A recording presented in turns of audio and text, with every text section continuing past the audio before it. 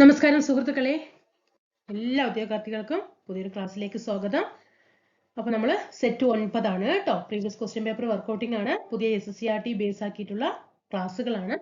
നമുക്ക് ക്ലാസ്സിലേക്ക് കടക്കാം. തീർച്ചയായിട്ടും നമ്മുടെ ഇതുവരെ ചെയ്തു വെച്ചിട്ടുള്ള ക്ലാസ്സുകളൊക്കെ കണ്ട് നല്ല രീതിയിൽ പ്രയോജനപ്പെടുത്തിയിട്ട് വരാൻ പോകുന്ന എക്സാം നിങ്ങളുടേതാക്കി മാറ്റാനാക്കാൻ കേട്ടോ.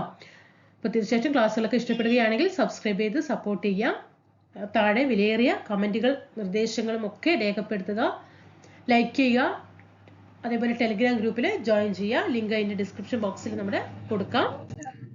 നമുക്ക് നോക്കാം. 46ാമത്തെ ക്വസ്റ്റ്യനിലേക്ക് എത്തിയില്ലേ നമ്മള്.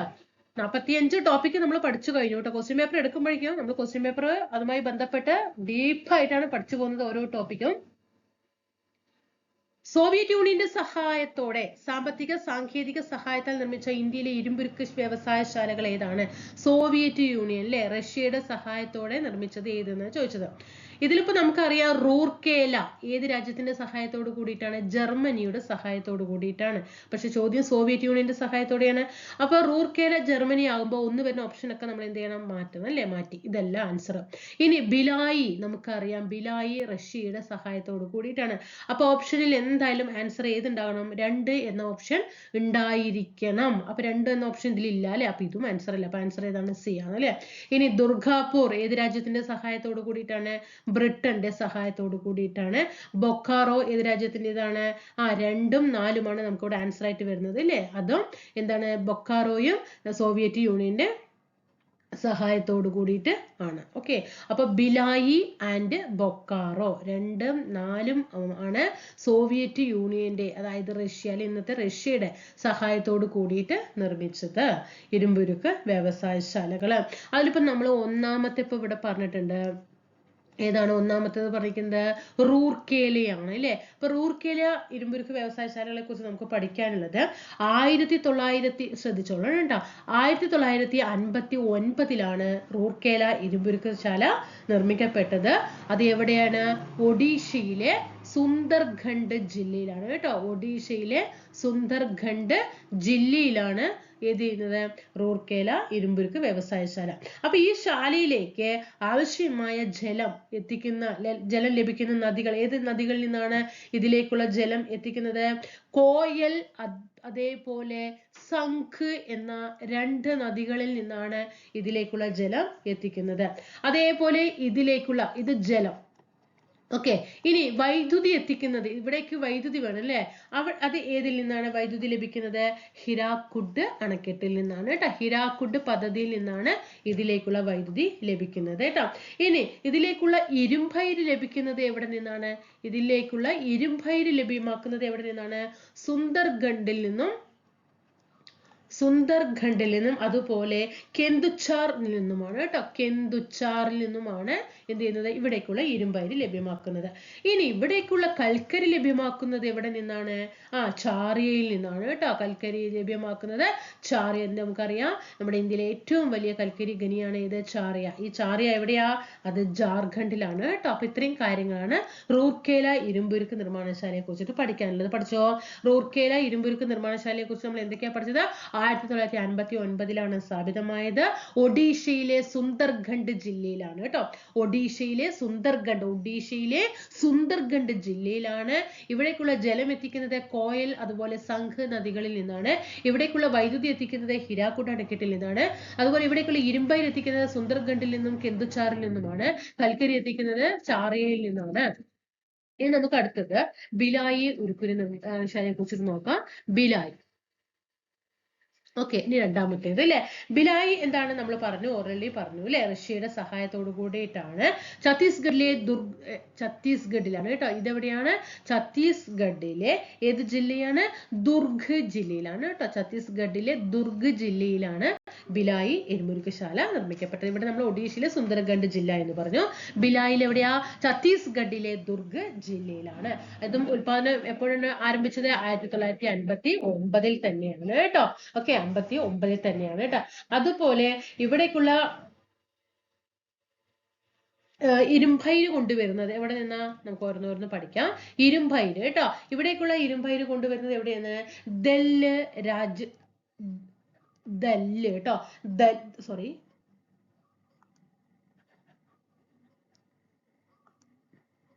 ദല്ലി ദല്ലി രാജ്ഹാര ഖനിയിൽ നിന്നാണ് കേട്ടോ. ദല്ലി രാജ്ഹാര ഖനിയിൽ നിന്നാണ് ഇരുമ്പയിര് കൊണ്ടുവരുന്നത്. അതുപോലെ ഇവിടേക്കുള്ള കൽക്കരി കൊണ്ടുവരുന്നത് എവിടെ നിന്നാണ്? കോർബ കാർഖാലി കൽക്കരിയിൽ നിന്നാണ് കേട്ടോ. കോർബ കാർഖാലി കൽക്കരി ഖനിയിൽ നിന്നാണ്, കൽക്കരി പാടങ്ങളിൽ നിന്നാണ് ഇവിടേക്കുള്ള കൽക്കരി കൊണ്ടുവരുന്നത് കേട്ടോ. അതുപോലെ ഇവിടേക്കുള്ള വൈദ്യുതി കൊണ്ടുവരുന്നത് എവിടെ നിന്നാ? ഇവിടേക്കുള്ള വൈദ്യുതി കൊണ്ടുവരുന്നത് കോർബ താപവൈദ്യുത നിലയിൽ നിന്നാണ് കേട്ടോ. കോർബ താപവൈദ്യുത നിലയത്തിൽ നിന്നാണ് ഇവിടേക്കുള്ള വൈദ്യുതി എത്തിക്കുന്നത്. ഇവിടെ നമ്മൾ എവിടെന്നാ പറഞ്ഞത്? ഹിരാക്കുഡിൽ നിന്നാണ്. ഇവിടെ ഏതാ പറഞ്ഞത്? കോർബ കേട്ടോ, കോർബയാണ് കേട്ടോ. ഇനി ഇവിടേക്കുള്ള ജലം എത്തിക്കുന്നത് എവിടെ നിന്നാണ്? ടണ്ടുല നദിയിൽ നിന്നാണ് കേട്ടോ. ഇവിടേക്കുള്ള ജലം എത്തിക്കുന്നത് ഏത് നദിയിൽ നിന്നാണ്? ടണ്ടുല നദിയിൽ നിന്നാണ് കേട്ടോ. അപ്പൊ ഇത്രയും കാര്യങ്ങളൊക്കെ ഇവിടെ ഇത് പഠിക്കുക. ഇനി നമുക്ക് അടുത്തത് ഏതാണ്? ദുർഗാപൂർ പഠിക്കണം അല്ലേ? ഇനി നമുക്ക് മൂന്നാമത്തേതാണ് ദുർഗാപൂർ. ഓക്കെ, അപ്പൊ ദുർഗാപൂരിനെ കുറിച്ച് നമ്മൾ പഠിക്കുകയാണെങ്കിൽ 1962 ഇത് സ്ഥാപിതമാകുന്നത് കേട്ടോ. ഓക്കെ, ബ്രിട്ടന്റെ സഹായത്തോട് കൂടിയിട്ട് ഏതാണ് ദുർഗാപൂര് എങ്ങനെയാണ്? UK ഗവൺമെന്റിന്റെ പങ്കാളിത്തത്തോടെ പശ്ചിമ ബംഗാളിൽ സ്ഥാപിതമായിട്ടുള്ള ഒരു ഇരുമ്പ് ശാലയാണ് കേട്ടോ. UK ഗവൺമെന്റിന്റെ സഹായത്തോട് കൂടിയിട്ട് ദുർഗാപൂര് ബ്രിട്ടന്റെ സഹായത്തോട് കൂടിയിട്ട് എവിടെയാണ് ബ്രിട്ടനാണ് സഹായം നൽകിയത്. എവിടെയാണ് ഇതുള്ളത്? പശ്ചിമ ബംഗാളിലാണ് കേട്ടോ. പശ്ചിമ ബംഗാളിലാണ്. അതുപോലെ ഇത് സ്ഥിതി ചെയ്യുന്നത് നമ്മളിപ്പോ പറഞ്ഞു പശ്ചിമ ബംഗാളിലാണ് എന്ന് പറഞ്ഞു. അതായത് ഈ റാണിഗഞ്ച്, ചാറിയ കൽക്കരി ഖനികളിലായിട്ടാണ് ഇത് സ്ഥിതി ചെയ്യുന്നത്. അതുപോലെ തന്നെ ഇവിടേക്കുള്ള ഇരുമ്പയിര് ലഭ്യമാകുന്നത് എവിടെ നിന്നാണ്? എവിടെ നിന്നാണ്? നോവാമുണ്ടി ഖനിയിൽ നിന്നാണ് കേട്ടോ. നോവാമുണ്ടി ഖനിയിൽ നിന്നാണ് ഇവിടേക്കുള്ള ഇരുമ്പയിര് ലഭ്യമാക്കുന്നത്. അതുപോലെ ഇവിടേക്കുള്ള വൈദ്യുതി, അതുപോലെ തന്നെ ജലം, ഇതൊക്കെ ലഭിക്കുന്നത് ദാമോദർ വാലിയിൽ നിന്നാണ് കേട്ടോ. ദാമോദർ വാലിയിൽ നിന്നാണ്, കോർപ്പറേഷനിൽ നിന്നാണ് എന്ത് ചെയ്യുന്നത്? ഈ വൈദ്യുതിയും ജലവും ഒക്കെ ദുർഗാപൂരിലേക്ക് കിട്ടുന്നത് കേട്ടോ. അപ്പൊ ദുർഗാപൂർ ഇരുമ്പുരുക്ക് നിർമ്മാണശാലയെ കുറിച്ച് പഠിച്ചപ്പോ 1962 ഇത് സ്ഥാപിതമാകുന്നത്. ബ്രിട്ടന്റെ സഹായത്തോടു കൂടി പശ്ചിമ ബംഗാളിലാണ്. ഇവിടേക്കുള്ള കൽക്കരി അല്ലേ, എവിടെയാണ്? റാണിഗഞ്ച്, ചാറിയ കൽക്കരി ഖനികളിൽ നിന്നാണ്. കൽക്കരി മേഖലയിലായിട്ടാണ് ഇത് സ്ഥിതി ചെയ്യുന്നത്. അതേപോലെ തന്നെ ഇവിടേക്കുള്ള ഇരുമ്പയിര് ലഭ്യമാകുന്നത് നോവാമുണ്ടി ഖനിയിൽ നിന്നാണ്. അതുപോലെ വൈദ്യുതിയും ജലവും ഒക്കെ എത്തിക്കുന്നത് ദാമോദർ വാലി കോർപ്പറേഷനിൽ നിന്നാണെന്നുള്ളത് അവിടെ ഒന്ന് മനസ്സിലാക്കി വെക്കുക. ഇനി നമുക്ക് അടുത്തത് പഠിക്കാനുള്ളത് ബൊക്കാറോയാണ് അല്ലെ. ബൊക്കാറോ അല്ലെ. ബൊക്കാറോനെ കുറിച്ചിട്ട് നമുക്ക് എന്തൊക്കെയാ പഠിക്കാനുള്ളത്? 1964 അല്ലെ. നമ്മൾ അവിടെ 59 പറഞ്ഞു, പിന്നെ 62, പിന്നെ 64 അല്ലെ.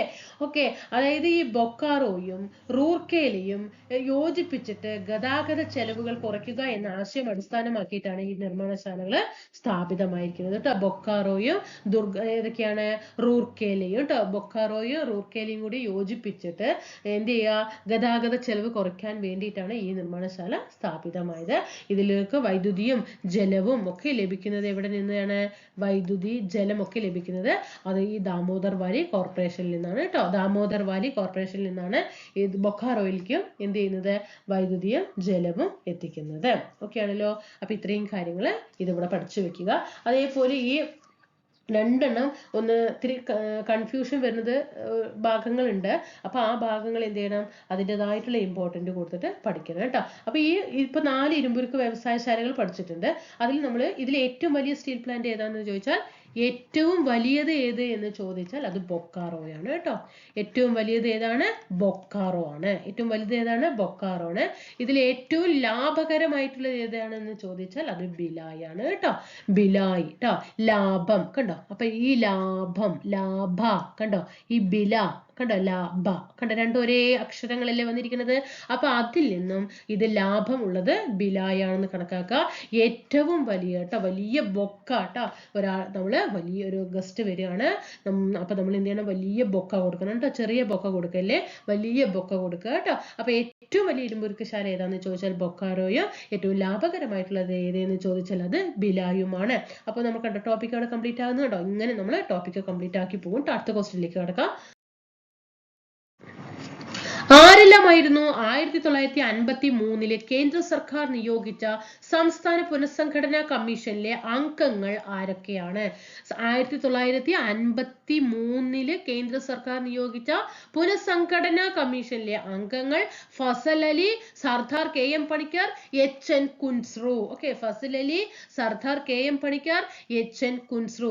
അതിലേക മലയാളിയാണ്. അതിലെ മലയാളി ആരെ എന്ന് ചോദിച്ചാൽ അത് സർദാർ KM പണിക്കരാണ്. എങ്കിൽ നമുക്ക് പുതിയ SSCRTയിൽ എന്തൊക്കെയാണ് കൊടുത്തിരിക്കുന്നത് നമുക്ക് നോക്കാം. നോക്കൂ, ഭൂമിശാസ്ത്രപരവും ഭാഷാപരവും സാംസ്കാരികവും സാമ്പത്തികവും ഭരണപരവുമായ പരിഗണനകൾ അടിസ്ഥാനമാക്കി കേരളത്തിന്റെ ഭാഗങ്ങളായി ഗണിക്കാവുന്ന തിരുവിതാംകൂർ, കൊച്ചി എന്നീ നാട്ടുരാജ്യങ്ങളും ബ്രിട്ടീഷ് ഇന്ത്യൻ വിഭാഗങ്ങളും മയ്യഴിയും ഒരുമിച്ച് ചേർത്ത് ഇന്ത്യൻ യൂണിയനിൽ ഉൾപ്പെടുന്ന സ്വയം ഭരണാധികാരമുള്ള ഒരു ഘടകമായി സംഘടിപ്പിക്കണം. ഈ ഘടകത്തിലെ ഭരണകൂടത്തിന്റെ എല്ലാ അധികാര ശക്തിയും ജനങ്ങളിൽ നിക്ഷിപ്തമായിരിക്കണം. ഒരു ജനാധിപത്യ ഗവൺമെന്റിലെ അതിലേക്ക് വഴിതിരിക്കപ്പെടുകയാണ്. ഏതൊക്കെ യോജിപ്പിച്ചിട്ട്? തിരുവിതാംകൂറും കൊച്ചിയും ബ്രിട്ടീഷ് ഇന്ത്യൻ വിഭാഗങ്ങളും മയ്യഴിയും ഒക്കെ ഒരുമിച്ചിട്ട് അല്ലെ. അങ്ങനെ 1947 തൃശ്ശൂരിൽ വെച്ച് നടന്ന ഐക്യ കേരള കൺവെൻഷൻ പ്രമേയത്തിൽ നിന്നാണ് ഈ വാക്കുകൾ ഉരുത്തിരിഞ്ഞു വന്നിരിക്കുന്നത്. അപ്പൊ എവിടെയാണ് ഐക്യ കേരള കൺവെൻഷൻ നടന്നത്? തൃശ്ശൂർ. പ്രീവിയസ് ക്വസ്റ്റ്യൻ ആണ്. ഐക്യ കേരള കൺവെൻഷൻ നടന്ന സ്ഥലം തൃശ്ശൂർ ജില്ലയിലാണ്. 1947 ഇനി നോക്കുക, 1921 ഒറ്റപ്പാലത്ത് നടന്ന, അപ്പൊ പഠിച്ചോളണം, പ്രീവിയസ് ക്വസ്റ്റ്യൻ ആണ്. 1921 ഒറ്റപ്പാലം, 1947 തൃശ്ശൂര്, മറക്കരുത്.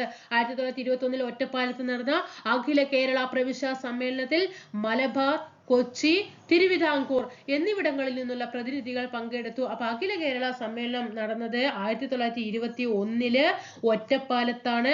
ആ ഒറ്റപ്പാലത്ത് നടന്ന സമ്മേളനത്തില് മലബാറും കൊച്ചിയും തിരുവിതാംകൂറിൽ നിന്നുള്ള പ്രതിനിധികൾ പങ്കെടുത്തിട്ടുണ്ടായിരുന്നു.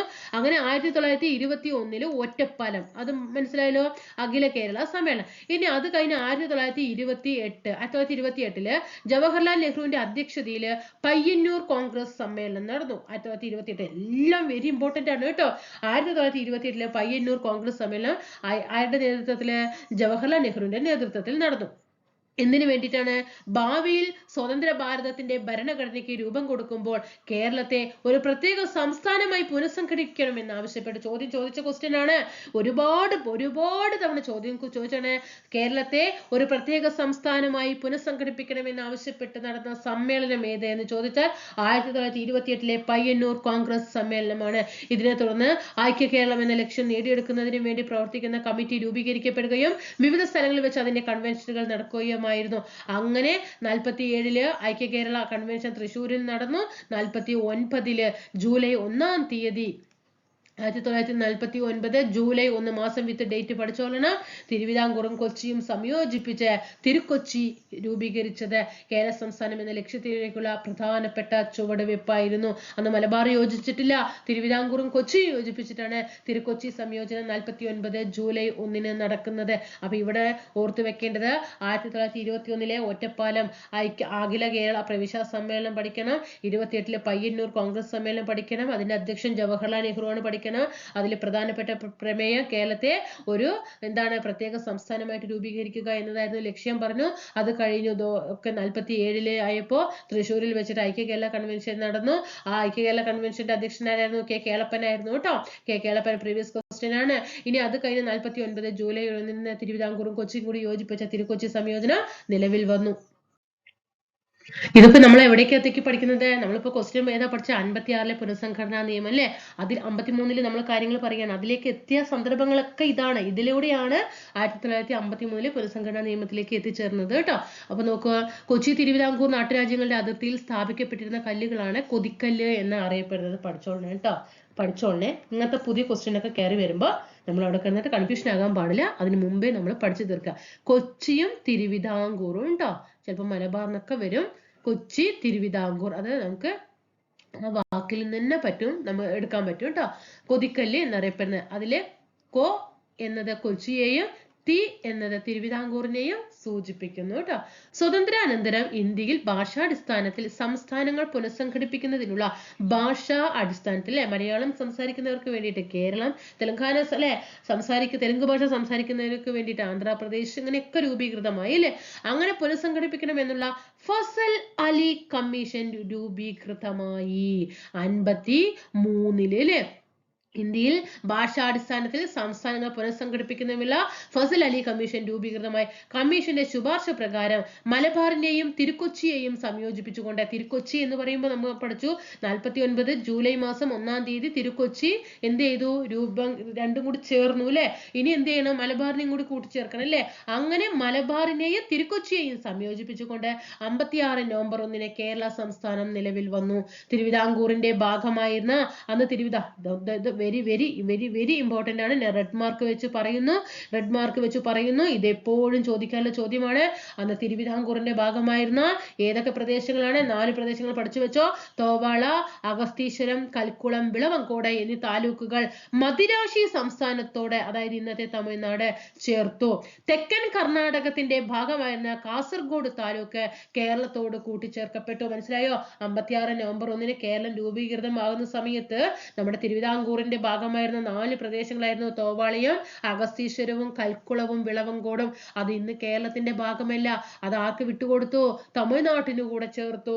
എന്നിട്ട് കർണാടകയുടെ ഭാഗമായിട്ടുണ്ടായിരുന്ന കാസർഗോഡ് താലൂക്ക്, കണ്ടോ, കാസർഗോഡ് താലൂക്ക് കേരളത്തോട് കൂട്ടിച്ചേർക്കപ്പെടുകയും ചെയ്തു. അപ്പൊ കാസർഗോഡ് എന്ന് പറയുന്നത് എന്താ? കർണാടകത്തിന്റെ ഭാഗമാണ്. നമ്മുടെ ഇന്നത്തെ 14ാമത്തെ ജില്ലയായിട്ടുള്ള കാസർഗോഡ് അല്ലെ, കാസർഗോഡ് ജില്ല അല്ലെ. എന്നാ രൂപീകൃതമായത് 84 അല്ലെ. ആ കാസർഗോഡ് ജില്ല രൂപീകൃതമാകുന്നത് ഏത് സംസ്ഥാനത്തിന്റെ ഭാഗമായിരുന്നു? കർണാടകത്തിന്റെ ഭാഗമായിരുന്നു. നമ്മൾ ഇതിലൊരു ക്വസ്റ്റ്യൻ പഠിക്കാറുണ്ട് അല്ലെ. യക്ഷഗാനം നിലവിലുള്ള സംസ്ഥാനം ഏതാന്ന് ചോദിക്കുന്നുണ്ട്. യക്ഷഗാനം പ്രചാരത്തിലുള്ള സംസ്ഥാനം ഏതാണ്? കർണാടകയാണ് അല്ലെ. അപ്പൊ നമ്മൾ അതേതിനോടൊപ്പം ഒരു ചോദ്യം പഠിക്കാറുണ്ട്. എങ്ങനെ പറയും? നമ്മുടെ കേരള സംസ്ഥാനത്തിൽ കേരളത്തിലെ ഏത് ജില്ലയിലാണ് യക്ഷഗാനം പ്രചാരത്തിലുള്ളത്? അത് എന്താണ്? അബ്സല്യൂട്ട്ലി ഇല്ലേ, കാസർഗോഡ് തന്നെയാണ്. കാരണം അറിയാം. അപ്പൊ എന്താണ് വ്യത്യാസം മനസ്സിലായി അവിടെ പ്രചാരത്തിലാകാൻ കാരണം? ഓക്കെ. അപ്പൊ ഇനി ഇവിടെ നോക്കിയേ, 57 ഫെബ്രുവരി മാർച്ച് മാസങ്ങളിൽ പൊതു തെരഞ്ഞെടുപ്പ് നടക്കുകയും, അപ്പൊ നമ്മുടെ കേരളത്തിൽ ആദ്യമായിട്ട് പൊതു തെരഞ്ഞെടുപ്പ് നടന്നത് 57 ഫെബ്രുവരി മാർച്ച് മാസങ്ങളിലാണ്. ഫെബ്രുവരി മാർച്ച് മാസങ്ങളിലായിട്ടാണ് നടന്നത്. ഏപ്രിൽ 5 EMS നമ്പൂതിരിപ്പാടിന്റെ നേതൃത്വത്തിലുള്ള ആദ്യ മന്ത്രിസഭ കേരളത്തിൽ അധികാരമേൽക്കുകയും ചെയ്തു. 57 ഫെബ്രുവരി മാർച്ച് മാസങ്ങളിൽ തെരഞ്ഞെടുപ്പ് നടന്നിട്ട് ഏപ്രിൽ മാസം 5-ാം തീയതി, April 5, very very very important question, April 5 EMS നമ്പൂതിരിപ്പാടിന്റെ നേതൃത്വത്തിലുള്ള ആദ്യത്തെ മന്ത്രിസഭ കേരളത്തിൽ അധികാരമേൽക്കുകയും ചെയ്തു. സന്തോഷ് ട്രോഫി ഏത് കായിക മത്സരവുമായി ബന്ധപ്പെട്ടിരിക്കുന്നു? സന്തോഷ് ട്രോഫി ഏതാണ്? ഫുട്ബോൾ ആണ് അല്ലെ. സന്തോഷ് ട്രോഫി ഏത് കായിക മത്സരവുമായി ബന്ധപ്പെട്ടതാണ്? ഫുട്ബോളുമായി ബന്ധപ്പെട്ടതാണ്. എങ്കിൽ നമുക്ക് ഈ ഫുട്ബോളുമായി ബന്ധപ്പെട്ടിട്ടുള്ള പ്രീവിയസിൽ ചോദിച്ച ചോദ്യങ്ങൾ മാത്രം നമുക്ക് പഠിക്കാം കേട്ടോ. ഫുട്ബോളിൽ നമുക്ക് ആദ്യം പഠിക്കാം ഡ്യൂറന്റ് കപ്പ് കേട്ടോ. ഡ്യൂറന്റ് കപ്പ് ഏതിലാണ്? ഫുട്ബോളുമായി ബന്ധപ്പെട്ട് കൊടുക്കുന്ന ട്രോഫിയാണ്. അതുപോലെ ഫിഫ അല്ലെ, അത് നമുക്ക് അറിയാം. ഫിഫ നമുക്ക് ചോദിക്കുമ്പോൾ അത് എന്തായാലും അവർ ചോദിക്കില്ല, കാരണം നമ്മളത് എഴുതുന്നുള്ളത് അവർക്ക് അറിയില്ലേ. Durand cup, FIFA world cup, പിന്നെ സന്തോഷ് ട്രോഫി പറഞ്ഞു അല്ലെ. അതുപോലെ റോവേഴ്സ് കപ്പ് ചോദിച്ച ചോദ്യമാണ്.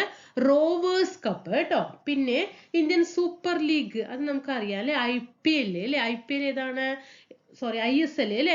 ഇന്ത്യൻ സൂപ്പർ ലീഗ് അല്ലെ, ISL നമുക്കറിയാം, അത് നമുക്ക് കിട്ടും. പിന്നെ കോപ്പ അമേരിക്ക അല്ലെ. കോപ്പ അമേരിക്ക ഫുട്ബോളുമായി ബന്ധപ്പെട്ടിട്ടുള്ള പദമാണ്. അതുപോലെ യൂറോ കപ്പ് പഠിക്കണം കേട്ടോ. യൂറോ കപ്പ് പഠിക്കണേ, അത് പ്രീവിയസ് ചോദ്യമാണ്. അതുപോലെ തന്നെ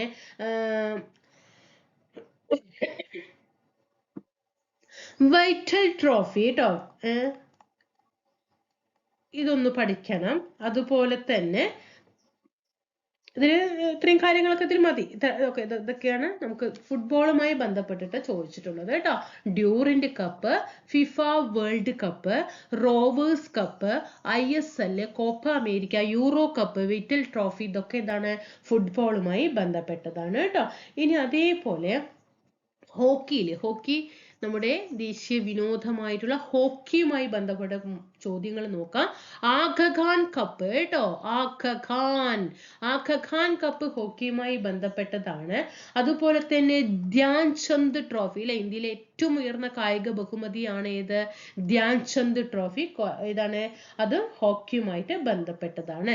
അതുപോലെ രംഗസ്വാമി കപ്പ് കേട്ടോ, Rangaswamy cup, Beighton cup, Beighton cup. പിന്നെ ഏതാണ്? പിന്നെ ഇതിനു മുമ്പ് വന്നിട്ടുള്ളതില് രംഗസ്വാമി കപ്പ്, ധ്യാൻ ചന്ദ് പറഞ്ഞു അല്ലെ. അതുപോലെ മുരുഗപ്പ ഗോൾഡ് കപ്പ്, രംഗസ്വാമിയും ഉണ്ട് മുരുഗപ്പയും ഉണ്ട് കേട്ടോ. ഇതൊക്കെ ഹോക്കിയുമായിട്ട് ബന്ധപ്പെട്ട പദങ്ങളാണ്. അതേപോലെ എന്താണ്? ഗുർമീത് ട്രോഫി കേട്ടോ, ഗുർമീത്. ഇമ്പോർട്ടന്റ് ഉള്ളത് മാത്രമേ പറയുന്നുള്ളൂ, ഇഷ്ടം പോലെ ഉണ്ട്, പക്ഷെ ഇമ്പോർട്ടന്റ് ഉള്ളത് മാത്രമേ പറയുന്നുള്ളൂ. അതുപോലെ സുൽത്താൻ അസ്ലാം ഷാ കേട്ടോ, സുൽത്താൻ അസ്ലാൻ ഷാ കപ്പ് കേട്ടോ. അപ്പൊ Aga Khan cup, Dhyan Chand trophy, Rangaswamy, Murugappa, Beighton cup, Gurmeet trophy, Sultan Azlan Shah cup, ഇതൊക്കെ ഹോക്കിയുമായിട്ട് ബന്ധപ്പെട്ടതാണ്. അതുപോലെ ചെസ്സിലുള്ളത് പഠിക്കണം കേട്ടോ, ഇത് ഇമ്പോർട്ടന്റ് ആണ്. ലിംകാം ട്രോഫി കേട്ടോ, ലിംകാം ട്രോഫി. പിന്നെ അതുപോലെ കെയ്റ്റാൻ ട്രോഫി കേട്ടോ, ലിംകാൻ ആൻഡ് കെയ്റ്റാൻ ചോദിച്ച ക്വസ്റ്റ്യൻ ആണ് കേട്ടോ. ലിംകാൻ ആൻഡ് കെയ്റ്റാൻ ട്രോഫി മുൻപ് ചോദിച്ച ചോദ്യങ്ങളാണ്. കെയ്റ്റാൻ ട്രോഫി ഏതാണ്? ചെസ്സുമായിട്ട് ബന്ധപ്പെട്ടതാന്ന് പഠിക്കണം കേട്ടോ. അപ്പൊ നമുക്ക് ഇനി അടുത്ത ക്ലാസ്സുകളിൽ എന്ത് ചെയ്യാം, വേറെ ഇങ്ങനെ വരുന്ന സമയത്ത് ഇതിന്റെ ബാക്കിയുള്ളതൊക്കെ പഠിക്കാം കേട്ടോ. അതുപോലെ നമുക്ക് ബാഡ്മിന്റന്റെ ഒന്ന് നോക്കി വെക്കാം. കൂടുതലായിട്ടും വരുന്നത് ബാഡ്മിന്റനെയാണ്. നമുക്കിനി ബാഡ്മിന്റണുമായിട്ട് നോക്കാം. ബാഡ്മിന്റൺ വെരി ഇമ്പോർട്ടൻറ്റ്, ഇനി പറയുന്നത് ഫുള്ളും ഒന്ന് പഠിച്ചു വെക്കണം കേട്ടോ. യൂബർ കപ്പ് കേട്ടോ, ബാഡ്മിന്റണുമായി ബന്ധപ്പെട്ട ട്രോഫിയാണ് യൂബർ കപ്പ്. അതുപോലെ തോമസ് കപ്പ്, യൂബർ, അഗർവാള്, സുധിർമൻ, ഇതെല്ലാം ഇത് ഫുള്ളും പ്രീവിയസ് ആണ് കേട്ടോ. ഞാൻ ഇപ്പൊ പറയുന്നത് മുഴുവൻ പ്രീവിയസ് ആണ്. ഓക്കെ, ഇത് 4 കപ്പും എന്ത് ചെയ്യണം, ഇത് 4 പ്രീവിയസ് ആയിട്ട് ചോദിച്ചിട്ടുള്ളതാണ് ബാഡ്മിന്റണിൽ കേട്ടോ. ബാഡ്മിന്റണിൽ യൂബർ, തോമസ്, അഗർവാള്, സുധീർ, അഗർവാള്, അതുപോലെ തോമസ്, യൂബർ കേട്ടോ, ബാഡ്മിന്റൺ ആണ്. ഓക്കെ, തോമസ്, യൂബർ, അഗർവാള്, സുധീർമാൻ ആരാണ്? ഏതോ കളിയുമായി ബന്ധപ്പെട്ടതാണ്? ബാഡ്മിന്റണുമായിട്ട് ബന്ധപ്പെട്ടതാണ്. അതവിടെ പഠിച്ചു വെക്കാം. 2025 സമാധാനത്തിനുള്ള നോബൽ സമ്മാന പുരസ്കാരം ലഭിച്ചത് ആർക്കാണ്? 2025 ഈ വർഷത്തെയാണ് സമാധാനത്തിനുള്ള നോബൽ സമ്മാനം ലഭിച്ചതിൽ മറിയ കൊറിന കേട്ടോ, മറിയ കൊറിന. അപ്പൊ നമുക്കിതൊന്ന് 2025 നോബൽ പ്രൈസ് ഒന്ന് ഒട്ടിച്ചു നോക്കാം. 2025 കേട്ടോ. അപ്പൊ നമുക്ക് ആദ്യം പഠിക്കുക ഏതാണ്? ഇപ്പൊ നമ്മൾ സമാധാനത്തിനുള്ള നോബൽ സമ്മാനമാണ് ഇപ്പൊ നോക്കിയത് അല്ലെ. സമാധാനത്തിനുള്ള നോബൽ സമ്മാനം ലഭിച്ചത് മറിയ കൊറിന. ഒന്ന് നമ്മളിപ്പോ പഠിച്ചു അല്ലെ, സമാധാനമാണ് മറിയ കൊറിന. അതുപോലെ മച്ചാഡോ, ഓക്കെ, വെനസ്വേല സ്വദേശിയാണ് മച്ചാഡോ. അപ്പൊ അല്ലെ, മറിയ മച്ച അല്ലെ, മറിയ മച്ച. സമാധാനം, മറിയയ്ക്കും മച്ചാനും എന്തുണ്ട്? സമാധാനമുണ്ട് അല്ലെ. മറിയയ്ക്കും മച്ചാനും എന്തുണ്ട്? സമാധാനമുണ്ട്.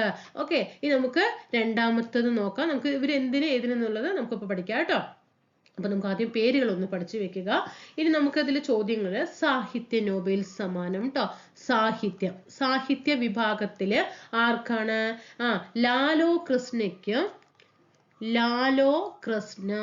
ലാലോ കൃഷ്ണയ്ക്കും ഫോർക്കൈക്കുമാണ് കേട്ടോ. ഓക്കെ, കൈ അല്ലെ. ലാലിന് 4 കൈയുണ്ട് അല്ലെ, സാഹിത്യം എഴുതാൻ വേണ്ടിയിട്ട്. സാഹിത്യം നമുക്കറിയാം, നമ്മുടെ മോഹൻലാല് എന്ന് പറയുന്ന വ്യക്തിക്ക് അല്ലെ എല്ലാ മേഖലകളിലും അദ്ദേഹം ബുക്ക് അടക്കം എഴുതിയിട്ടുണ്ട് അല്ലെ. അപ്പൊ സാഹിത്യമായിട്ട് എന്ത് ചെയ്യുക, കണക്കാക്കുക അല്ലെ. അപ്പൊ അദ്ദേഹത്തിന് അതേപോലെ അദ്ദേഹം നല്ല വായനാശീലമുള്ള വ്യക്തിയാണെന്നൊക്കെ നമുക്ക് അറിയാവുന്ന കാര്യമാണ് അല്ലെ. അപ്പൊ ലാലിന് 4 കൈ അല്ലെ, 4 കൈയാണ് അല്ലെ, 4 കൈയാണ് പറഞ്ഞപ്പോ എന്താ എല്ലാ മേഖലകളിലും എന്താണ് അദ്ദേഹത്തിന്റെ കൈ പതിച്ചിട്ടുണ്ട് അല്ലെ. അപ്പൊ അങ്ങനെ ലാലിന് 4 കൈയാണ് അല്ലെ, സാഹിത്യം അല്ലെ, ലിറ്ററേച്ചർ അല്ലെ, അങ്ങനെ കണക്കാക്കുക. അതുപോലെ മരിയയ്ക്കും മച്ചാനും എന്തുണ്ട്, നല്ല സമാധാനം ഉണ്ട്. ഇനി മൂന്നാമത്തെ നമുക്ക് നോക്കാം, രസതന്ത്രം അല്ലെ. രസതന്ത്രത്തില് നമുക്ക് ഏതാണ്, കെമിസ്ട്രിയിലെ രസതന്ത്രത്തില് ആരൊക്കെയാണ്, സുസുമു കിറ്റാഗാവയ്ക്കും സുസുമു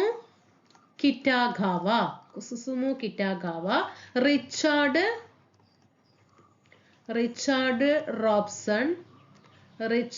Robson, Omar M Yagi.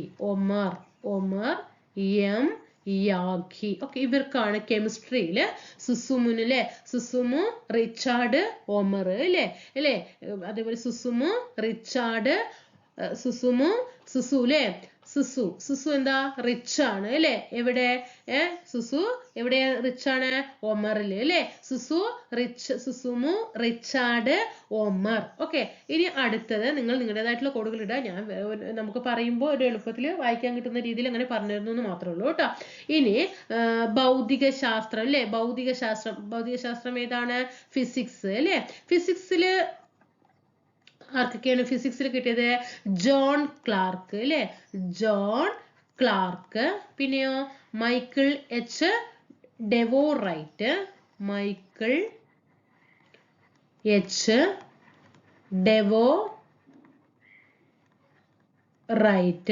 John M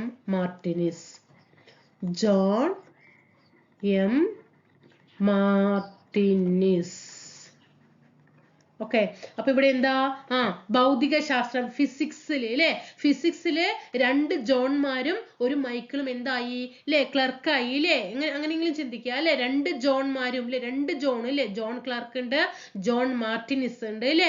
ഫിസിക്സില് 2 ജോൺമാരും എന്തായി, ക്ലർക്കായിട്ടുണ്ട് അല്ലെ. അങ്ങനെ കണക്കാക്കട്ടെ. ഫിസിക്സിലെ 2 ജോൺമാർ, അപ്പൊ 2 ജോൺമാർ വന്നിട്ടുണ്ട്.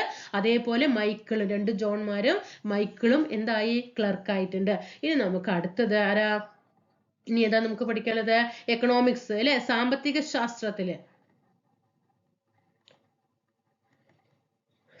ശാസ്ത്രത്തിൽ ആരൊക്കെയാണ്, Joel മോക്കിർ, Philip Aghion, Peter ഹോവിറ്റ്. Okay, ഇത്രയും കാര്യങ്ങൾ ഇവിടെ നോക്കുക. അപ്പൊ മരിയയ്ക്കും മച്ചാനും നല്ല സമാധാനമുണ്ട്. സമാധാനത്തിന് നോബൽ സമ്മാനം ലഭിച്ചവര്. സാഹിത്യം, ലാലിന് 4 കൈയാണ് സാഹിത്യത്തില്. ഓക്കെ, ലാലിന് 4 കൈയാണ്, 4 കൈ അല്ലെ. 4 കൈ 4 കൈയാണ് സാഹിത്യത്തില്. പിന്നെ സുസുവിനും എന്താണ്, റിച്ചാർഡിനും അല്ലെ. സുസു റിച്ചാണ് അല്ലെ. എവിടെ, ഒമറില് അല്ലെ. കെമിസ്ട്രി സുസു, റിച്ചാർഡ്, ഒമർ. ഇനി ഫിസിക്സിലോ 2 ജോൺമാരും മൈക്കിളും എന്താണ്, ഫിസിക്സിലെ ക്ലർക്കുമാരാണ്. സാമ്പത്തിക എക്കണോമിക്സിൽ എന്താ, ആരൊക്കെയാണ്, ഫിലിപ്പും പീറ്റർ ആൻഡ് ജോയൽ അല്ലെ. എക്കണോമിക്സില് സാമ്പത്തിക ശാസ്ത്രം പറയുമ്പോൾ പൈസ ഉണ്ടെങ്കിൽ എന്തായി, ഫിലിപ്പും പീറ്ററും നല്ല ജോയ് ആണ് അല്ലെ. ഫിലിപ്പും പീറ്ററും നല്ല സന്തോഷവാനാണ് അല്ലെ. ഫിലിപ്പ് അതേപോലെ പീറ്റർ നല്ല ജോയ് ആണ് അല്ലെ. എന്താ, സാമ്പത്തിക ശാസ്ത്രം അല്ല, പൈസ ഉള്ളത് കൊണ്ട് അല്ലെ. ഇനി നമുക്ക് ഇവിടെ ഏതാ പഠിക്കാനുള്ളത്, ഫിസിക്സ് കഴിഞ്ഞു, കെമിസ്ട്രി. ഇനി വൈദ്യശാസ്ത്രം നമുക്ക് പഠിക്കാനുണ്ട് അല്ലെ. വൈദ്യശാസ്ത്രത്തില് ആർക്കൊക്കെയാണ് ലഭിച്ചത്, വൈദ്യശാസ്ത്രത്തില്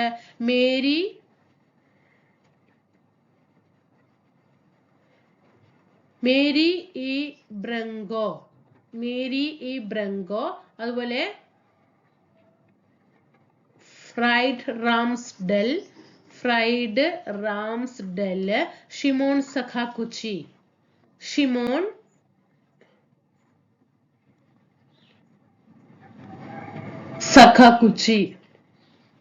വൈദ്യശാസ്ത്രത്തിൽ ആരൊക്കെയാണ്, മേരിക്ക്, ഫ്രൈഡ് റാംസ്ഡെല്ലും അതുപോലെ ഷിമോൺ സഖാകുച്ചിക്ക് അല്ലെ. അങ്ങനെ എല്ലാ പേരും പഠിക്കുന്നതിനെക്കാട്ടിലും മേരി, ഫ്രെഡ്, ഷിമോൺ ട്ടോ. Mary, fried, Shimon. Okay, Mary, fried, എന്താണ് ഷിമോൺ മേരി ഫ്രൈ ചെയ്തു അല്ലെ ഫ്രൈഡ് ചെയ്തു മേരി എന്ത് ചെയ്തു ഫ്രൈഡ് ചെയ്തു മേരി എന്ത് ചെയ്തു ഫ്രൈഡ് ചെയ്തു എന്താണ് ഷിമോൺ ഉള്ളതിന് എന്തെങ്കിലും ഒരു ഭക്ഷണ പലഹാരങ്ങളൊക്കെ ആയിട്ട് ഒന്ന് കണക്ട് ചെയ്യണം കേട്ടോ മേരി ഫ്രൈഡ് ഷിമോൺ ഓക്കെ അപ്പോൾ ഇവിടെ സമാധാനം പഠിച്ചോ അപ്പൊ നമ്മൾ എല്ലാം കൂടി പഠിക്കുന്നേക്കാൾ നല്ലത് ഒരു ദിവസം ഒരു നോബൽ സമ്മാനം പഠിക്കുക അപ്പൊ നമ്മൾ സമാധാനം നമ്മൾ പഠിച്ചു മറിയയ്ക്കും എന്താണ് മച്ചാനും എന്താണ് നല്ല സമാധാനം ഉണ്ടെന്ന് പഠിച്ചു സാഹിത്യം നമ്മൾ പഠിച്ചു ലാലിന് 4 കൈയാണ് ലാലോ കൃഷ്ണ 4 കൈ സാഹിത്യത്തിലാണ് എന്ന് പഠിച്ചു അതുപോലെ ഭൗതിക ശാസ്ത്രം ഫിസിക്സിൽ നമ്മൾ പഠിച്ചു ഫിസിക്സിൽ 2 ജോൺമാരും മൈക്കിളും ക്ലർക്കാണ് എന്ന് പറഞ്ഞു ഫിസിക്സിൽ അതങ്ങനെ നോക്കി അതുപോലെ ജോയിലെ പീറ്ററും ഫിലിപ്പും എന്താ നല്ല ജോയാണ് ജോയ് സന്തോഷമാകണമെങ്കിൽ പൈസ വേണം അല്ലേ സാമ്പത്തികം അങ്ങനെയൊക്കെ ഒന്ന് കണക്ട് ചെയ്ത് വെച്ചാൽ അതൊക്കെ എക്സാം ഹാളിൽ അങ്ങോട്ട് ക്ലിക്ക് ആകുന്നത് നമുക്ക് ഇനി ഇവരൊക്കെ എന്തിലാണ് വാങ്ങിച്ചത് എന്നും കൂടി പഠിക്കണ്ടേ നമ്മൾ ഫിസിക്സിൽ പറഞ്ഞില്ലേ ഫിസിക്സ് പഠിച്ചോട്ടോ ഫിസിക്സിൽ എന്തിനാണ് 2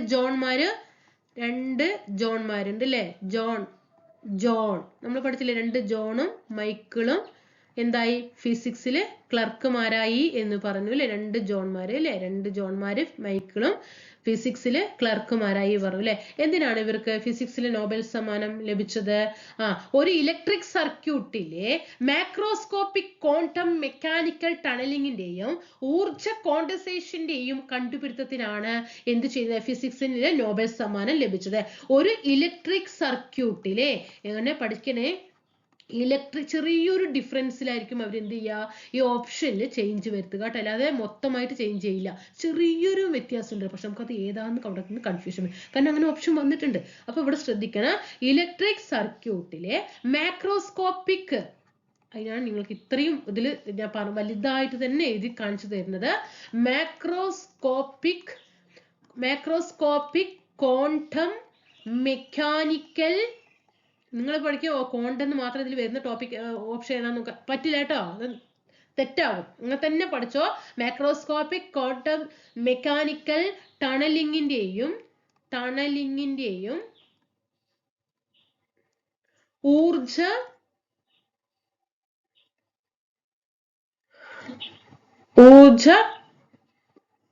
കോണ്ടൻസേഷന്റെയും കണ്ടുപിടുത്തത്തിനാണ് ഓക്കെ ഇലക്ട്രിക് സർക്യൂട്ടിലെ മാക്രോസ്കോപ്പിക് ക്വാണ്ടം മെക്കാനിക്കൽ ടണലിന്റെയും ഊർജ കോണ്ടൻസേഷന്റെയും കണ്ടുപിടുത്തത്തിനാണ് 2 ജോൺമാർക്കും മൈക്കിളിനും ഫിസിക്സിൽ ക്ലർക്കുമാരാകാനായിട്ട് സാധിച്ചത്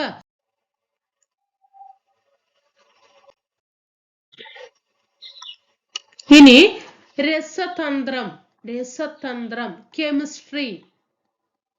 കെമിസ്ട്രി അല്ലെ കെമിസ്ട്രിയിൽ നമ്മൾ എന്താ പറഞ്ഞത് സുസുമു റിച്ച് ആണ് എന്ന് പറഞ്ഞു അല്ലെ സുസുമു റിച്ച് ആണ് എവിടെ ഒമറില് അല്ലെ ഏത് കാര്യത്തില് കെമിസ്ട്രിയുടെ കാര്യത്തില് അല്ലെ കെമിസ്ട്രി കൈകാര്യം ചെയ്യുന്ന കാര്യത്തില് രസതന്ത്രം കൈകാര്യം ചെയ്യുന്നതില് സുസുമു റിച്ച് ആണ് സുസുമു ഒമറും റിച്ച് ആണ് എന്ന് പറഞ്ഞു അല്ലെ സുസുമു ഒമറും എന്താണ് റിച്ച് ആണ് എന്ന് പറഞ്ഞു എന്തിന്റെ കണ്ടുപിടുത്തത്തിനാണ് തന്മാത്ര വാസ്തുവിദ്യയിൽ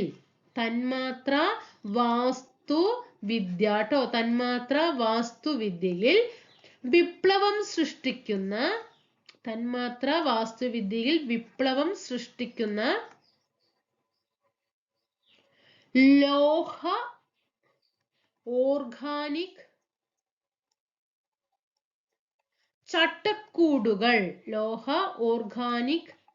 ചട്ടക്കൂടുകൾ അതായത് MOF വികസിപ്പിച്ചതിന്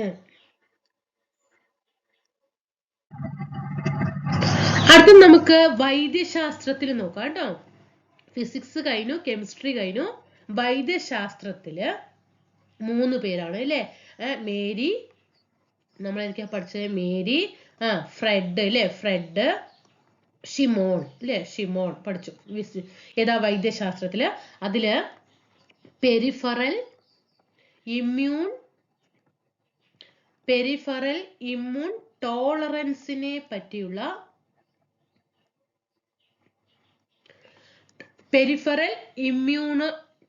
ഇമ്മ്യൂൺ ടോളറൻസിനെ പറ്റിയിട്ടുള്ള ഗവേഷണത്തിനാണ് വൈദ്യശാസ്ത്രത്തിനുള്ള നോബൽ സമ്മാനം അതേപോലെ സമാധാനത്തിനുള്ള നോബൽ സമ്മാനം ലഭിച്ചത് എന്തിനാണ്? സമാധാനത്തിനുള്ള നോബൽ പ്രൈസിന് ഇടയാക്കിയത് നമ്മൾ പഠിച്ചു. മരിയ അല്ലെ, മരിയയ്ക്കും മച്ചാനും അല്ലെ എന്താണ് അങ്ങനെ പഠിച്ചു, സമാധാനമാണ് എന്ന് പറഞ്ഞു അല്ലെ, മരിയ കൊറിന മച്ചാഡോ.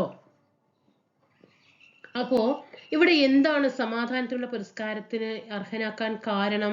വെനസോലയിലെ ജനാധിപത്യത്തിനും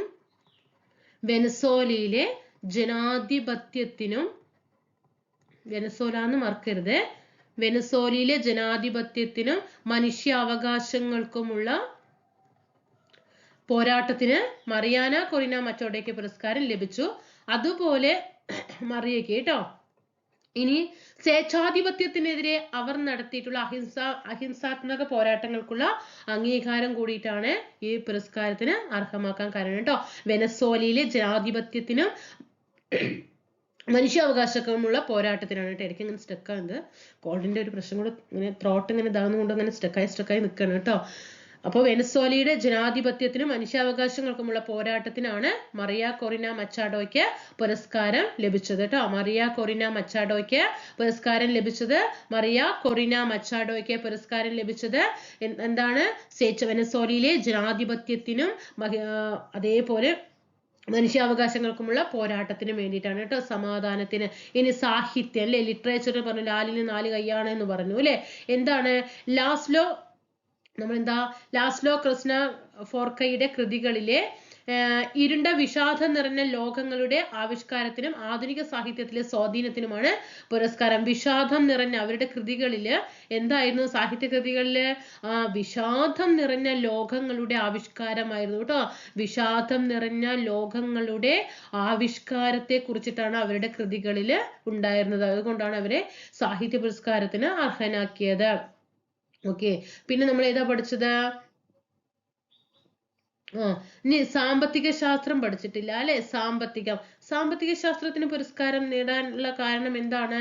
സാമ്പത്തിക വളർച്ചയുടെ ചാലക ശക്തിയായിട്ടുള്ള നൂതന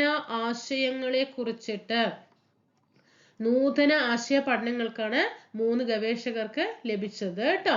സാമ്പത്തിക വളർച്ചയുടെ ചാലക ശക്തിയായ നൂതന ആശയങ്ങളെ കുറിച്ചിട്ടുള്ള പഠനങ്ങൾക്ക് കേട്ടോ. ഓക്കെ, അത്രയും കാര്യങ്ങളൊക്കെ ഇവിടെ പഠിച്ചു വെക്കുക. വൈദ്യശാസ്ത്രം നമ്മൾ പറഞ്ഞു. പെരിഫറൽ ഇമ്മ്യൂണോ ടോളറൻസിയെ കുറിച്ചുള്ള ഗവേഷണത്തിനാണ്. രസതന്ത്രത്തിലെ മെറ്റൽ ഓർഗാനിക് ഫ്രെയിം വർക്കുകളിലെ മോഫ്സ് എന്ന് പറഞ്ഞ രസതന്ത്രം മോഫ്സ് അതിന് കണക്കാക്കുക.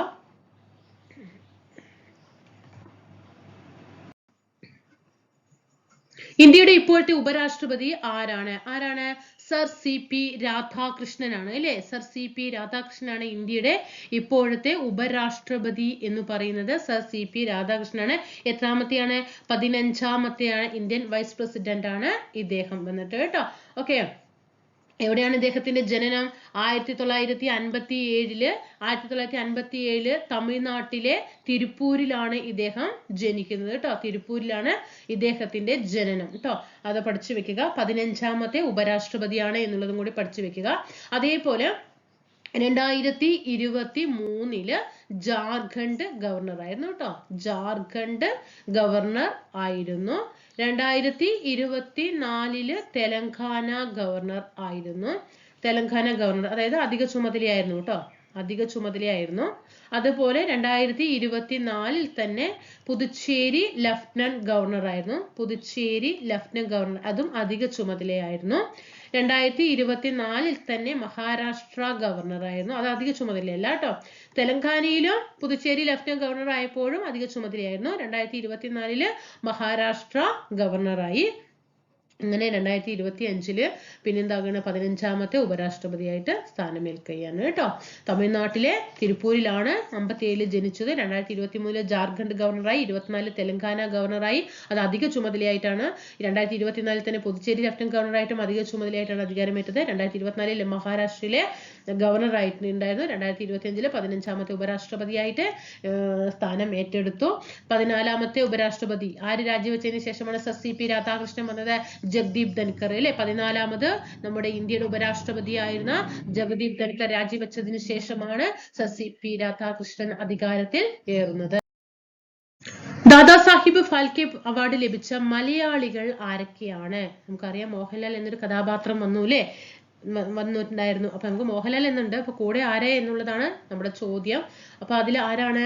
അടൂർ ഗോപാലകൃഷ്ണനാണ് കേട്ടോ. മോഹൻലാൽ ആൻഡ് അടൂർ ഗോപാലകൃഷ്ണൻ 2023 പുരസ്കാരമാണ് 2024 കൊടുത്തിട്ടുണ്ടായിരുന്നത് കേട്ടോ. 2023 ദാദാസാഹിബ് ഫാൽക്കെ പുരസ്കാരം ലഭിച്ച രണ്ടാമത്തെ മലയാളിയാണ് മോഹൻലാൽ എന്ന വ്യക്തി. അടൂർ ഗോപാലകൃഷ്ണനിൽ ലഭിച്ചത് 2004 കേട്ടോ. 2004 അടൂർ ഗോപാലകൃഷ്ണനും 2023 പുരസ്കാരമാണ് 2024 മോഹൻലാലിന് ദാദാസാഹിബ് ഫാൽക്കെ പുരസ്കാരത്തിന് അർഹനാക്കിയത് കേട്ടോ. ഓക്കെ, ഇന്ത്യൻ സിനിമയിലെ ഏറ്റവും ഉയർന്ന പുരസ്കാരമാണ് അല്ലെ. ഇന്ത്യൻ സിനിമയിലെ ഏറ്റവും ഉയർന്ന പുരസ്കാരമാണ് 1969 എന്ത് ചെയ്യുന്നത്? പുരസ്കാരം ഏർപ്പെടുത്തുന്നത് കേട്ടോ. ആദ്യ പുരസ്കാരം ലഭിച്ച വ്യക്തി ആരാണ്? ആദ്യ പുരസ്കാരം ലഭിച്ചത് ദേവിക റാണി റോറിച്ച് കേട്ടോ. ദേവിക റാണി റോറിച്ച് ആണ്. ഇത് പ്രീവിയസ് ക്വസ്റ്റ്യൻ ആണ്. ആദ്യമായിട്ട് ദാദാസാഹിബ് ഫാൽക്കെ പുരസ്കാരം ലഭിച്ചത് 10 ലക്ഷം രൂപ കേട്ടോ. 10 ലക്ഷം രൂപയും അതുപോലെ സ്വർണ്ണ കമലവും കേട്ടോ ാണ് പുരസ്കാരമായിട്ട് എന്ത് ചെയ്യുന്നത്? ലഭിക്കുന്നത്. അതവിടെ പഠിച്ചു വെക്കുക. അതുപോലെ തന്നെ നമുക്ക് ഇനിയിപ്പോ ദാദാസാഹിബ് ഫാൽക്കെ പുരസ്കാരം പറയുമ്പോൾ നമുക്ക് ഒരുപാട് പഠിക്കാനുണ്ട്. അപ്പൊ മോഹൻലാൽ വന്നതുകൊണ്ട് തന്നെ തൊട്ട് ഭയങ്കര ഇൻഫെക്ഷൻ ആണ്, അതുകൊണ്ടാണ് കേട്ടോ. അത് പഠിച്ചു വെക്കുക. അടൂരും പിന്നെ ആരാ നമ്മൾ പറഞ്ഞത്? മോഹൻലാലും കേട്ടോ. അപ്പൊ നമുക്ക് 2023 പഠിക്കണ്ടേ? സോറി, 2023 കഴിഞ്ഞു. അതിന്റെ മുന്നേ ആരായിരുന്നു? മിഥുൻ ചക്രവർത്തിക്കാണ് കേട്ടോ. അതിന്റെ മുന്നേ മോഹൻലാലിന്റെ മുമ്പ് കിട്ടിയത് മിഥുൻ ചക്രവർത്തിക്കാണ്. മിഥുൻ ചക്രവർത്തിക്ക്.